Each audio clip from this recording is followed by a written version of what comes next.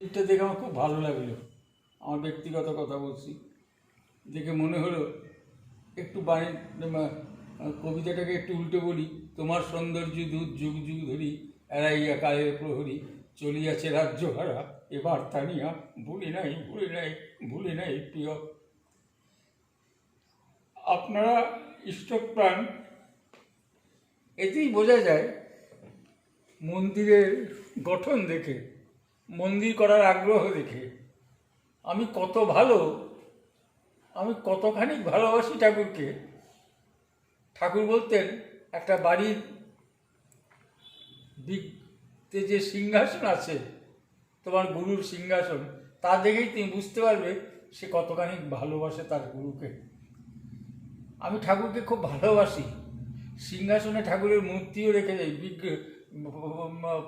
প্রতিকৃতিও রেখেছি, কিন্তু ঠাকুরের আসনে ছাড়া পোছা ঠিক মতো করি না। আমি তাহলে কতটুকু ঠাকুরকে ভালোবাসি? আমি যতটুকু ঠাকুরকে যতটুকু ভালোবাসলে আমার মনের ক্ষুধা পেটে, ততটুকুই ভালোবাসি। কিন্তু আমি আমার ক্ষুধা মেটানোর জন্য ঠাকুরকে ভালোবাসলে হবে না। ঠাকুরের ক্ষুধা মেটানোর জন্য ঠাকুরকে ভালোবাসতে হবে। আমি সবাইকে ভালোবাসি, কেন? ওই এককে ভালোবাসি বলে। I love all with the love of my one. Thakur সম্বন্ধে বলতে গেলে there does not seem to be an immeasurable quantity of it. তিনি বিশাল। হিমালয়ে আমরা কতটুকু জানি? আমার নিজের ধারণা, আমি কোনো সাহিত্যগত করছি না, ঠাকুর একটা হিমালয়ের চেয়েও বড়। ঠাকুর সমুদ্রের চেয়েও গভীর।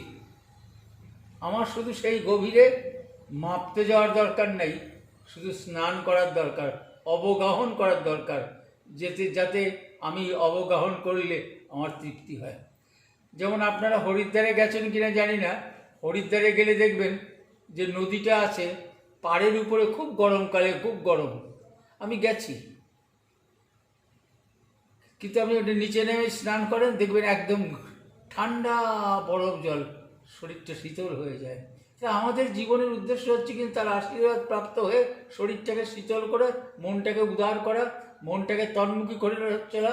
কারণ ইষ্টিচলন থাকেই যদি রোগ বেরোতে দুর্গতি সব দুর্গ হয়ে আনবে জয়ের উন্নতি।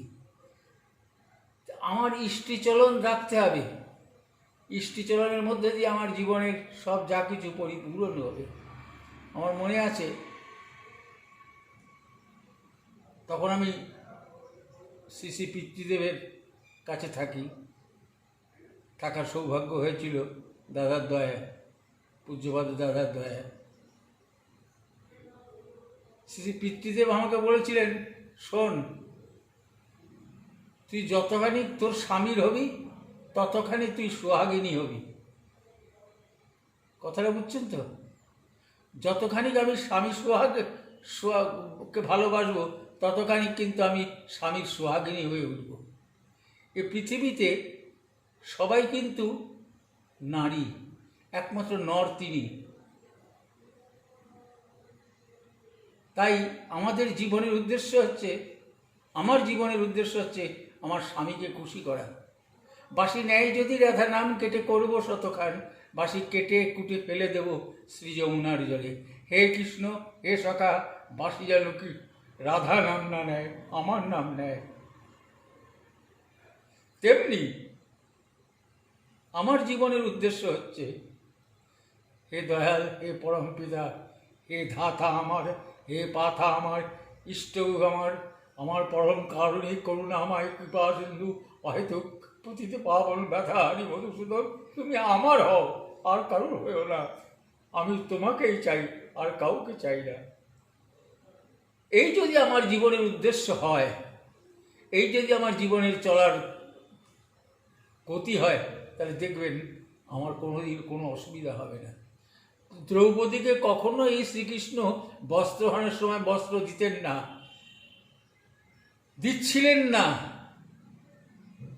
কত প্রার্থনা করছে, হে সখা, হে প্রভু, আমার বস্ত্র দাও, আমার লজ্জা নিবারণ করো, কিন্তু কিছুতেই করছে না। কারণ এক হাত দিয়ে দ্রৌপদী নিজের কাপড় আগলে ধরে রেখেছেন, আর এক হাত দিয়ে প্রার্থনা করছেন।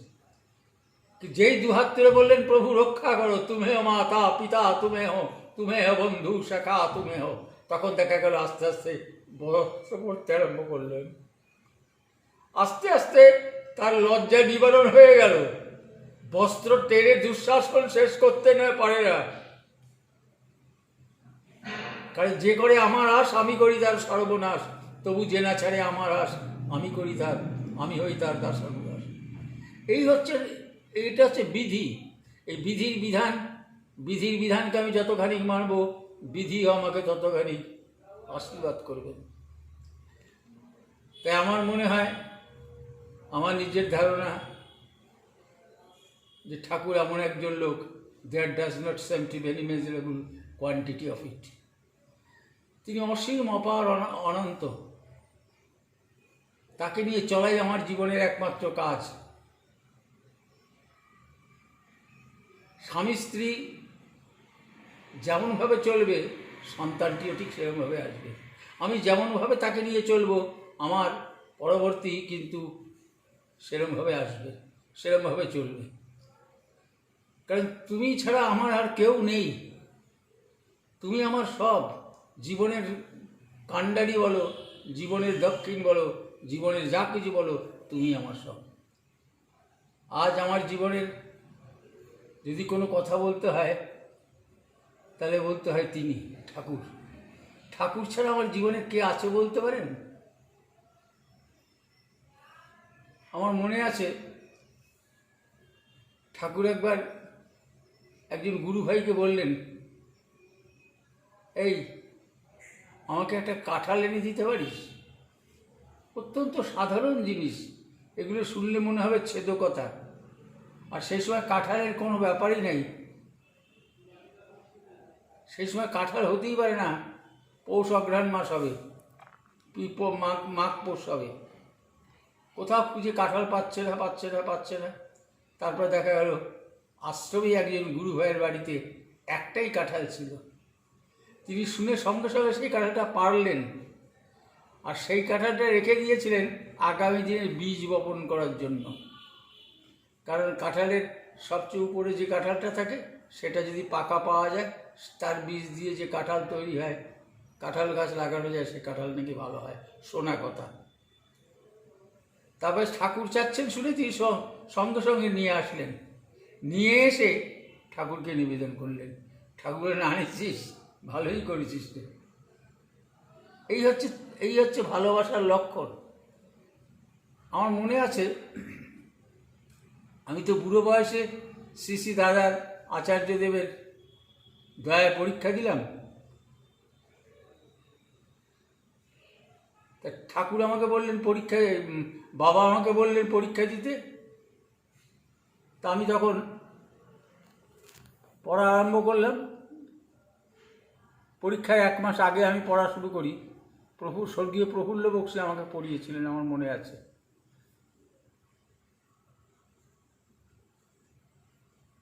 পড়তে পড়তে পরীক্ষার সময় এসে গেল। আমি গেলাম, এর ফাঁকে গিয়ে ফর্ম ফিল আপ করে আসলাম।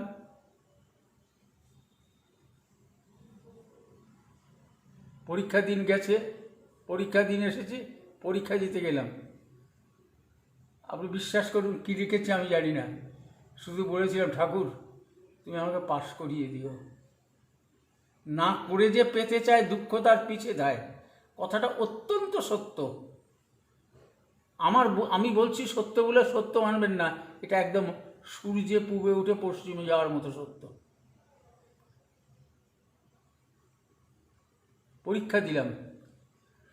আমার মনে আছে যেদিন পরীক্ষা দিয়ে শেষ করলাম, হঠাৎ দেওঘর থেকে ফোন গেল যে আসার সময় ঠাকুরের জন্য একটা তাকিয়া নিয়ে আসতে হবে।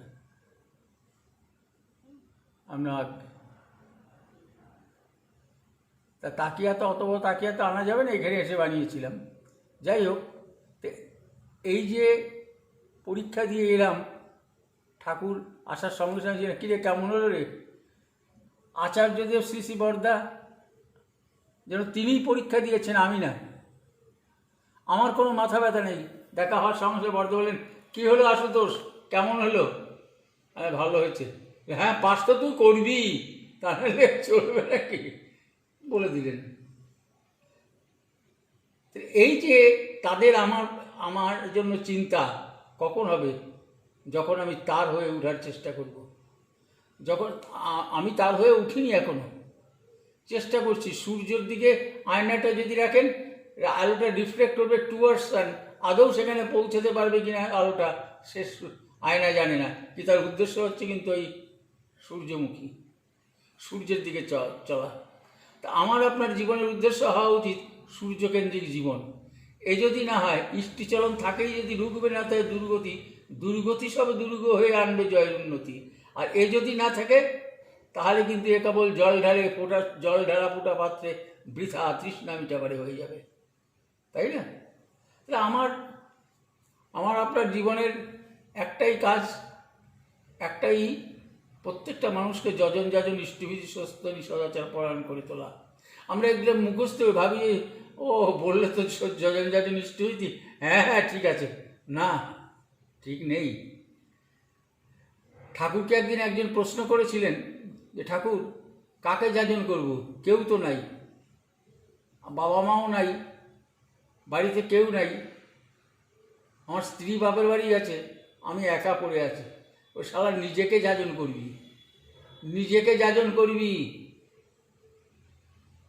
দেখবি এর মধ্যে দিয়ে তুই কতখানি ভালো হয়ে উঠবি, কতখানি মঙ্গলের অধিকারী হয়ে উঠবি। কথা বুঝলি আমরা আগে? হ্যাঁ, আমার মনে আছে সেদিনে একটি দাদা, নিবারণ সেন, স্বর্গীয় নিবারণ সেন, তার ছেলে বছর 1.5-2 বয়স, ভীষণ ডায়রিয়া, বাড়ির থেকে রওনা দেবে ঠাকুর বাড়ির জন্য, সবাই নিন্দা করছে, কি বাড়ির ছেড়ে ঠাকুর বাড়ি যাবেন, কতবার তো গেলেন, আবার যেতে হবে? না, যেতেই হবে। নিবারণদার বউ ওই বাচ্চাটাকে নিয়ে রওনা হলেন। আমি সেই গাড়িতে ছিলাম, ওনাদের সাথেই আসছিলাম, কুচবিহারের শালবাড়ি। রাস্তায় হঠাৎ নিবারণদা নিজে ডাক্তার তো, দেখে টেকে হঠাৎ চোখ দিয়ে জল গড়িয়ে পড়লো। কী হলো? বললেন, না আমাদের এদের বউকে বলছে, আমাদের একে রাস্তায় ফেলে দিয়ে যেতে হবে, এখন যদি একটা ডাব পাওয়া যেত তাহলে ভালো হতো। সঙ্গে সঙ্গে একটা ডাবওয়ালা গাড়ির মধ্যে ঢুকে বলল, ডাব নেবেন? ডাব? তো নিবারণদা কেঁদে দিল, হ্যাঁ নেব। তখন তিনি ডাবটা নিলেন, নিয়ে তখন ও দাঁতও নাই, কী দিয়ে কাটবো? তখন সেই ডাবাই বলছে, দেন আমি কেটে দিই। নিবারণদা ডাব নিয়ে, দাঁটা নিয়ে নিজেই কাটলেন, ডাবালাকে কাটতে হলো না। কিছুক্ষণ পরে ছেলেটা যখন নর্মাল পজিশনে আসছে, তখন নিবারণদা পকেটে হাত দিয়ে বললেন, ডাব এই যে ভাই, তোমার দা, ওই দা বলাই শেষ, দাটা নেওয়ার হলো না কারো। কে নেবে দা? কার দা? পকেট থেকে পয়সা বের করে দিতে পারছেন না, কে নেবে পয়সা? এগুলো কখন হয়? এটা হয় বিশ্বাস থেকে। বিশ্বাস তোর শক্তি, তোর ভক্তি আনে, বোধ আনে তোর জয়, ভক্তি আর বোধ ছাড়িস না কো, হবি না কো ক্ষয়। তাই নিবারণ সেন ক্ষয় হলো না, কিন্তু তার ছেলে মরে গেল না। ওই বাচ্চা শিশু পুত্র, তার নাম ছিল বিষ্ণু, এখনো বেঁচে আছে, সে বেঁচে গেল, বড় হয়ে গেল। দদাতি জীবন বৃদ্ধি নিয়তম স্মৃতিচিরুতে। অন্য বাঁচায়, নিজে থাকে ধর্ম বলে জানিস থাকে, ধর্মে সবাই বাঁচে বারে, সম্প্রদায় এটা ধর্ম নারী, ধর্ম জীবন দীপ্ত হয়, ধর্ম জানিস একই হয়। এই এক ধর্ম, একম এবার দ্বিতীয়ম, তাকে স্মরণ করে চলার মধ্যে দিয়ে আমার আপনার মঙ্গল হতে বাধ্য, আমার আপনার মঙ্গল হবেই। এর মধ্যে দিয়েই জীবনের গতি ঠিক করে। আমার মনে আছে সেদিনের কথাটা কেমন হবে জানি না। সেদিনকে ঠাকুর, আমার এক বন্ধু, নাম অতুল মিস্ত্রি, তাকে বললেন, এই তুই একটা কবিতা লিখতে পারিস? ওর একটা ধারণা ছিল ও বড় সাহিত্যিক। বলে হ্যাঁ, লিখলো, যা লিখলো তার মধ্যে ঠাকুরের কোনো আদর্শের একটা বিন্দুও ছিল না। ঠাকুর বললেন, শোন, তুই যা কিছু করবি তার মধ্যে তোর যদি পরমপিতা তোর গুরু এতটুকু না থাকে, তাহলে কি হলো তোর? তাহলে কি করলি, কি লিখলি? এই হচ্ছে কথা। মানুষ তার জীবনের আদর্শ, মানুষ তার জীবনের চলা, তার গতি, তার বলা যদি সব ইষ্টকেন্দ্রিক না করে, তাহলে কিন্তু হবে না। ইষ্টিচলন থাকেই যদি, রুখবে না তাই দুর্গতি, দুর্গতি সব দুর্গ হয়ে আনবে জয়ের উন্নতি। উন্নতি আনতে বাধ্য হবে তখন। আমার মনে হয় এটা হচ্ছে মুদ্রা কথা। আর এর মধ্যে দিয়ে মানুষ তার জীবনের পাথেয় খুঁজে পায়, এর মধ্যে দিয়ে মানুষ জীবনের চলনার গতি খুঁজে পায়। আমি পুরনো হতে পারি, আমি অনেক বই পড়তে পারি, আমার অনেক কিছু জানা থাকতে পারে, কিন্তু আমার চলাবলা করার মধ্যে ইষ্ট ফুটে ওঠেননি, তাহলে কিন্তু এ কেবল জল ঢালা ফুটা পাত্রে বৃথা তৃষ্ণা মিটা পারে, তাহলে কিছুই হলো না। ঠাকুর সম্বন্ধে বলতে গেলে অনেক কিছু বলা যায়, যার শেষ নেই। আমার মনে আছে আমি তখন বাবার কাছে থাকি, শ্রী পিতৃদেবের কাছে থাকি, রাতে হঠাৎ বাবা বললেন, এই আলোটা জ্বালাতো। আলোটা জ্বালতেই দেখছি এখান দিয়ে একটা সাপ ঢুকছে। এটা যেটা প্রত্যক্ষ বাস্তব সত্য, সেটা আমি সাপ দেখলে খুব ভয় পেতাম, সে হেলে সাপই হোক না কেন, চিৎকার করে উঠলাম। বাবা বললেন, কী হলো রে? আর আগে সাপ ঢুকছে। তখন সবাই আসলো ইত্যবসরে, সাপটার থেকে তাড়ানো হলে চলে গেল। এই আমার কথার উদ্দেশ্য হচ্ছে, ঠাকুর আছেন। I and my father are one. Thakur সেই সময়ই আলোটা জ্বালাতে বললেন বাবার মধ্যে দিয়ে, আর আলোটা জ্বললো বলে আমি একটা বিষধর সাপটাকে দেখতে পেলাম, আর তারপরে সেই সাপটাকে তাড়িয়ে দেওয়া হলো। এইগুলো হচ্ছে অনুভূতির ব্যাপার। Some realization is granted to everybody who has come to the super soul. তখন ঠাকুর বিকালবেলা হাঁটতেন। ঠাকুরের হাঁটা মানে আমাদের দৌড়ানো। ঠাকুর হাঁটতে হাঁটতে দিদি যাচ্ছেন, সাথে বাবা তো আছেনই, পিতৃদেব।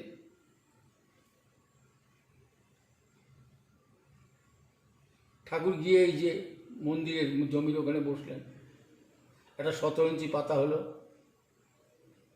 17 ইঞ্চিটা সাথেই নিয়ে যাওয়া হলো। একটা দেখা গেল ঠাকুর বসতেই একটা করাতি সাপ ঠাকুরের দিকে আসছে। ঠাকুর, ওটা কী রে? আমরা বললাম, সাপ। চিৎকার করে উঠলাম। ঠাকুর লম্বা করে গেল, ওটাকে করাতি সাপ। যাও, যা যা যা। এটা কিন্তু আমি নিজে কানে শুনেছি, চোখে দেখেছি, সাপটা চলে গেল। এটা কোনো ম্যাজিশিয়ান একটা করতে পারে, কিন্তু সেটা আর এটা অনুভূতির ব্যাপার। কিন্তু বোঝে প্রাণ, বোঝে যা। ওই যে একটু আগে বললাম, sub realization is granted to everybody who has come to the super soul. এই হচ্ছে আসল কথা, এই হচ্ছে মুদ্রা কথা। এই যদি না থাকে তাহলে কিন্তু কিছু হলো না। ঠাকুর আমার জীবনের সব, ঠাকুর আমার জীবনের লক্ষ্যবস্তু, ঠাকুর আমার জীবনের সব যা কিছু মালিক। এই হচ্ছে আমার চলা বলা, এই হচ্ছে আমার করা। এমনিভাবে চলতে চলতে একদিন দেখবেন আমি অনেক উপরে উঠে গেছি। একদিন দেখবেন আমার জীবনে কোনো সমস্যা নেই। কাল খুঁজে তুই পথ ফেলারি অনুষ্ঠানের মহড়ায়, আরে অনুষ্ঠানই বসলো পেয়ে, পাওয়ার পথ তোর গেল গুল্লায়। তা আমার কাল একমাত্র, কাল খুঁজতে দরকার নেই, কোনো অনুষ্ঠানের দরকার নেই। তুমি আছো প্রভু, আর আমি আছি। তুমি না থাকলে আমি নেই, সব আছে মোর, তুমি নাই বলে কেহ যেন মোর নাই। আমার এ কাঙাল সাজালে দেবতা, চরণে দিলে না ঠাই। তুমি যদি তোমার চরণে আমাকে ঠাই না দাও, আমি যদি ঠাকুরের চরণে ঠাই না পাই, আমার চলাবল যদি সেই ঠাকুর কেন্দ্রিক না হয়, তাহলে আমার কিন্তু কিছুই হলো না, কিছুই হলো না। তাই আমি সবসময় যজন যাজন ইষ্টে হইতি সস্তনী সদাচার হয়ে চলবো, এই আমার জীবনের একমাত্র উদ্দেশ্য হবে। জয় গুরু।